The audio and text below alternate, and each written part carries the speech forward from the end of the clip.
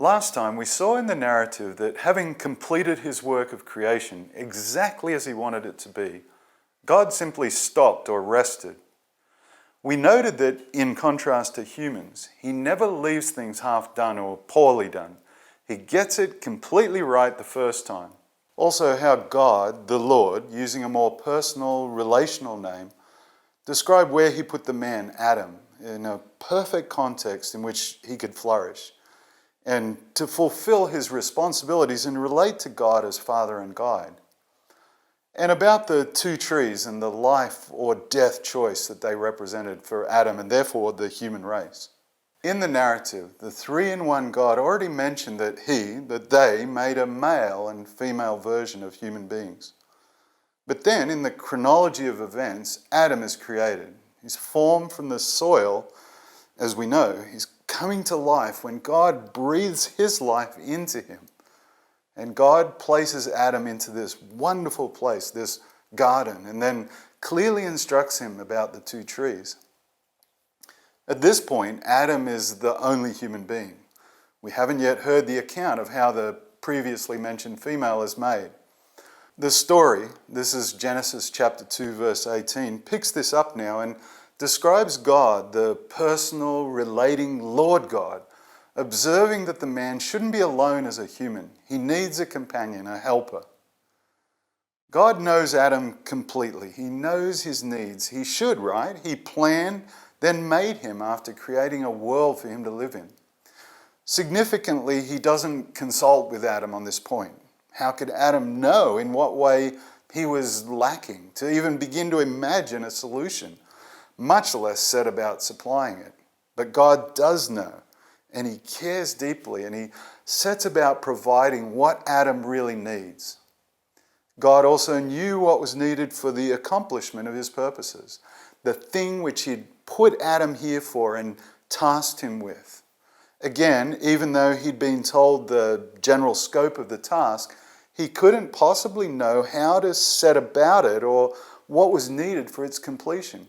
But God knew that a female companion for Adam was essential if the planet was to be inhabited by a human caretaking race, bearing the image of God and relating to him as their guide and father. A principle and pattern is being established, which we'll see repeated numerous times in God's story of him relating to us as human beings, of God knowing what's needed and then providing it. We come to this fascinating part of the sequence of events recorded in Genesis chapter 2, verse 19 and 20, in which God brings the animals to Adam for him to name. Imagine the scene as the appointed caretaker of the earth is introduced to its non-human inhabitants and gives each animal a name. And this is not a cute Sunday school pantomime, but a significant event whose full import we can only glimpse or speculate about. And to think about for a moment the connections to God's creative speaking, and God said, and now the man made in his image, made in God's image, naming each animal. Or how the essence of things, its identity, is somehow tied up in the linguistic labels that it's given. And also the symbolic aspects of Adam taking a supervising ownership for what he has now seen and named himself. But we must let the narrative, God's story, provide its own balance. There's a healthy speculation and wonder. And then there's an unhealthy and dangerous going beyond and an inappropriate reading into what God has revealed. So we have to do that carefully. Okay, despite observing closely and coming up with a linguistic description, a name for each different animal, and no doubt marveling at God's creativity and the vast variety of the animal kingdom, it's apparent that in all that variety, none of them is anything like Adam in the most basic essence of who he is, who he was. None of them could begin to fulfill his need for human companionship. None of them could possibly share in the life essence of someone created in the image of God. The animals were clearly something other, lesser than that. This seemingly simple account of events and the sparse commentary is profound, I think you'll agree, in its implications. There are no sophisticated arguments here about ethics or theories on macrobiology, but in God's true version of how things are, He lays the foundations for complete and satisfying answers to all the troubling questions of mankind. Even as those who know Him now, we too are faced with this simple choice of whether we accept His version as the solid place from which questions are answered, or we forever grope about in the sludge of our own self-perpetuating doubts. That's the choice that's always before us. So the narrative, this is Genesis chapter 2, verse 21 to 23, completes the details of how God miraculously brings into existence the perfect companion helper for Adam. Taken, it says, from his body, his flesh and bone.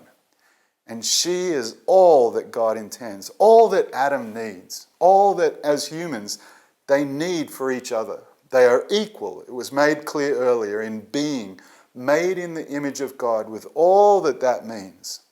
And Adam understandably is delighted with this woman. At last, he says, this is who he's been looking for, even though he didn't know it. The completion, as it were, of himself as a person.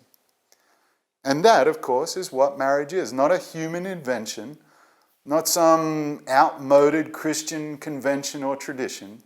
This is part of God's story itself, an integral part of what He was and is about, bringing two individuals together, leaving their former identity and primary loyalties within their birth family, and creating a new entity, a new family, a unit within which God's purposes for them and the wider creation were to be fulfilled. And this picture, a marriage as God says it should be, will feature a number of times in His story. A powerful picture, in fact, an actual description of Him relating to His people. But that's for later.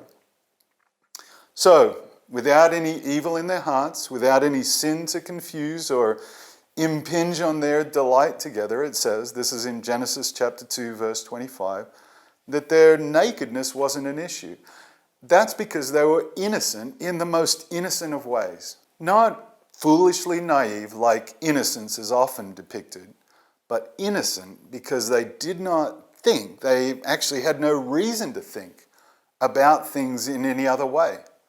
The relationship of the man Adam and the woman Eve and their companionship together and before God their Maker was pure, was just as God intended it to be.